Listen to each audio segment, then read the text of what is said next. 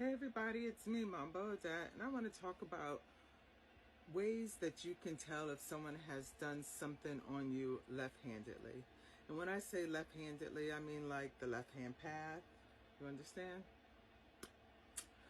If you don't know, then you don't need to know.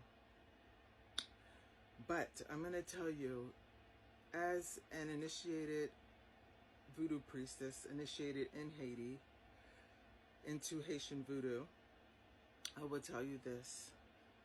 Whenever I have to send a jab to somebody, and I can tell you their hands are not clean for me to send a jab to them, I will send that spirit to sit on that person's head and block all their blessings. And the first place I usually see movement in that work is in their finances. Their finances will dry up so fast. If they have money that they were expecting and they started to change because they thought this big money was coming, or they thought, honey, their money will dry right up. It will be pending. It will be pending. And you'll be like, why is this money still pending? I'm going to tell you, you won't be able to keep money. You won't be able to find money. Any money you have will be stopped in its tracks. It will be pending. That is the number one way. That is not the number one way, but that is usually the first way that my spirit lets me know. You understand? So if you see your money dry up or something like that, it could be a spiritual attack on you for something that you've probably done. So, everything we do, we have to take a mark.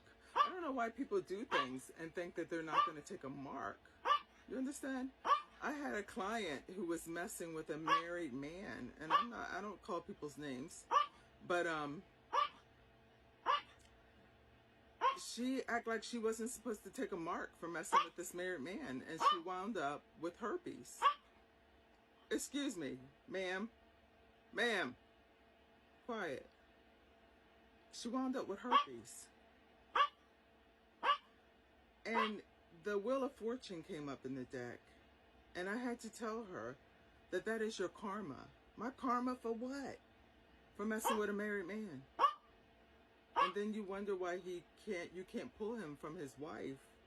And they've renewed their vows. That's a ritual right there. You understand? And I'm sure she's mad with me. Probably said, I didn't pay you for a reading to hear that. But when you use the left hand on people, it is usually for justice, usually for a reason. People don't go around using the left hand on people for pleasure. You understand? I will also tell you that when my spirit hears things I don't hear. When you repeat my name, my spirit hears it. Okay? And I've had this happen about 3 or 4 times when women have, and it's only happened with women. My spirit will let me know that, okay, that person flipped on you, or that person was, their hands are not clean. And that person's hair will fall out. That person's hair will thin down so bad you can see their scalp. You understand? Their hair will fall out. That is a sign from my spirit to watch that person, even if they're still smiling in my face. Sometimes the spirit will give you another sign. Maybe the spirit will mark that person's face. They might have a car accident and their nose be twisted up or something. You understand? But when you connect with your spirits and your source, you know how they communicate with you. Another way to know if someone has attacked you spiritually is because people don't always attack you physically. They can attack you in the invisible, in the spirit realm. And I've had this happen to me one time in Haiti. I was sleeping in one house near the 21 Nation Temple, and I hadn't moved into my apartment because, it wasn't ready. I didn't have screens on the windows and had to be cleaned and everything. But I was moving into an apartment in the Lakut of the 21 Nation Temple, and I was staying in a house that was close by there. And there's a story behind that house as well.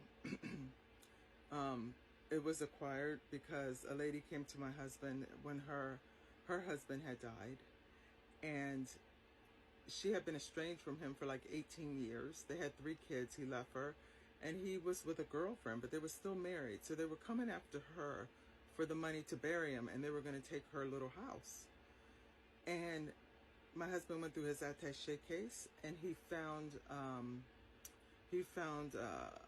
documents of a house, and it was in that Lakut near the 21 Nation Temple. You understand? And I had slept at that house, and the way that it was a young man whose house that was, and he had died, just sat down and died, just sat in a chair and died, and he was in his early 30s. So people were saying that was mystic. And my husband paid his funeral and took the house, and she said she didn't want the house. She didn't want anything from him anyway. She just didn't want to lose her home. So I was sleeping at that house, and I woke up with scratches all over me. Scratches all over me. And they were real thin hairline scratches, but they were starting to scab up already. Like the blood was just dry on the scratches. And I got up, and I went around to the temple, the 21 Nation Temple, and they called the spirit for me. And the spirit said that I was fighting in the invisible, and that I had won the battle. And they told me who it was. And I had my suspicions. But I really got the news and got the confirmation about 3 weeks later. So that's another way. If you wake up with bruises or scratches, you may have been fighting in the invisible. You understand? They may have been spiritually attacking you in the invisible. So that's one way to tell. Your hair fall out. Your money dry up. You can't keep no relationship. You're going from man to man, woman to woman. You understand? You can't keep no relationship unless you're spending that money on them, and all they want is what's in your hand, and they're not concerned about you. You know, a relationship has to be mutual. It can't be only on one side. But you can't understand what's going on. And in Haiti, they say you have a hole in your jacquot, because the spirit puts their money in their jacquot, their bag. And when you can't keep money, they say, well, you must got a hole in your jacquot. And there's a wanga that people do to make people to block their money with a jacquot. Okay, we're just gonna leave it at that. I'm Mambo Dad.